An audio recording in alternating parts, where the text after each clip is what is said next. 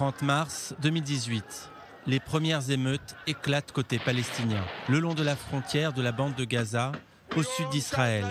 Depuis, chaque semaine, chaque vendredi, c'est l'explosion de violence. La marche du retour, comme ils l'appellent. Alors, depuis un an, où en est-on? Comment vivent les habitants des localités voisines? Petit périple pour tenter de mieux appréhender cette réalité. Sur ce chemin ensablé, non loin de l'enclave palestinienne, des forces d'observation, des combattants, mais aussi des tireurs d'élite.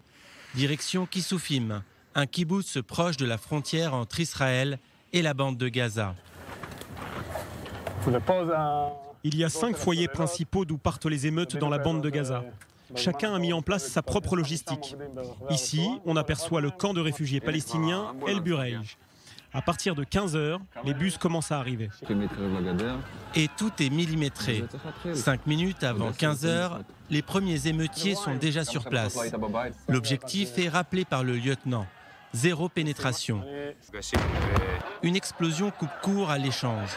Puis des coups de feu et des insultes qui fusent des haut-parleurs enragés.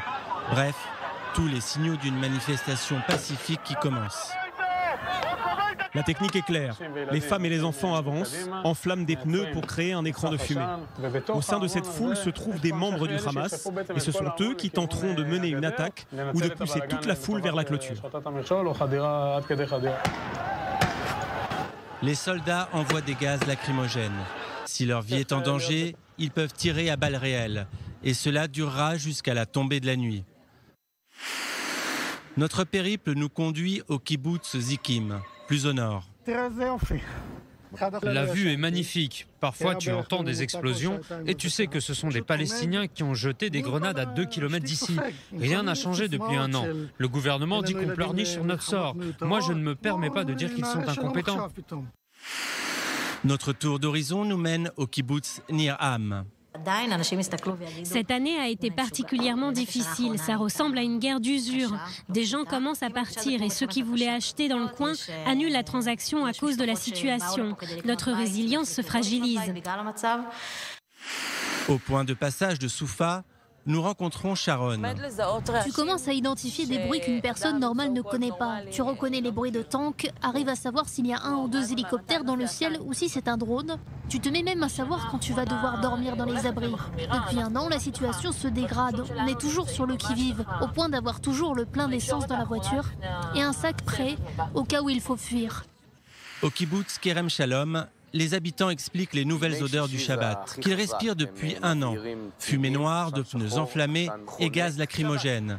Le soir, l'unité de surveillance reste concentrée. Il y a des positions du Hamas et du djihad islamique. Voir des milliers de gens foncer vers toi, c'est juste effrayant. Tu fais ce que tu peux pour survivre. Là, c'est le calme avant la tempête. Au poste frontière d'Erez, des centaines de Gazaouis entrent en Israël.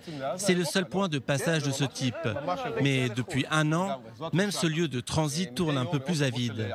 Les sanctions d'Abou Mazen ont assommé les Gazaouis. Eau, électricité, salaire, la restriction se situe à tous les niveaux. Alors le Hamas craint davantage les manifestations de ces derniers jours. Les 760 roquettes lancées contre Israël cette année n'ont pourtant à ce jour pas déclenché la guerre. À Sderot, les habitants en ont gros sur le cœur. Ils se sentent délaissés par leurs gouvernants. Peu importe pour qui tu as voté, personne n'est censé vivre ainsi sans se sentir en sécurité. On est des êtres humains. On a le même sang que les habitants de Tel Aviv. Au kibboutz de Nahal Oz, cet agriculteur témoigne des dégâts provoqués par les ballons incendiaires terroristes. Quand un agriculteur se tient debout face à son champ qui brûle, c'est de la tristesse à l'état pur. Je n'ai pu que pleurer en voyant cela. Alors ici comme ailleurs dans la région, personne ne prétend connaître la solution. Mais pour tous, persiste ce sentiment un peu étrange, celui d'avoir été abandonné par la mère patrie.